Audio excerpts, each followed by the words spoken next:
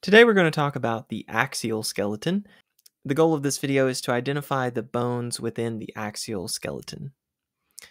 Recall the two major sections of the skeleton, the axial and appendicular. The axial skeleton is the central axis of the body. It contains the skull, ribs, sternum, and vertebrae. All together, this is about 80 bones. The appendicular skeleton includes the pectoral and pelvic girdles, the bones of the arm, legs, pelvis, and shoulders. Altogether, this is about 126 bones. So in this video, we're going to look at the specific bones that make up the axial skeleton. You have the cranium, mandible, manubrium, sternum, sacrum, coccyx, ribs, cervical vertebrae, thoracic vertebrae, and lumbar vertebrae. The bones of the cranium are circled in yellow. This includes the frontal, sphenoid, ethmoid, parietal, temporal, and occipital. The other bones are some of the major facial bones. These include the lacrimal, maxilla, zygomatic, and mandible. Now let's talk about the vertebral column. It extends from the skull to the pelvis.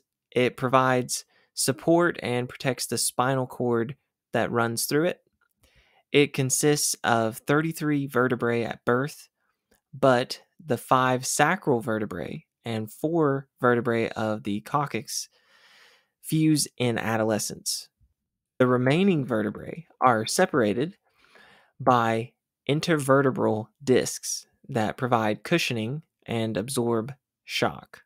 So altogether, there are 7 cervical vertebrae, 12 thoracic vertebrae, 5 lumbar vertebrae, 5 sacral vertebrae, and 4 coccyx vertebrae. But the sacral and the coccyx vertebrae are fused again in adolescence. Now, the spine is convexly curved at birth, but 2 portions develop concave curves later in life. Those 2 portions are the cervical and lumbar vertebrae. The primary convex and secondary concave curvatures of the spine allow for better balance and distribution of weight throughout the body. So to sum up, the skeleton is divided into axial and appendicular portions. Within the axial skeleton are the skull, vertebral column, and ribs. The vertebral column has 5 sections. The sections that aren't fused together have intervertebral discs that allow for cushioning.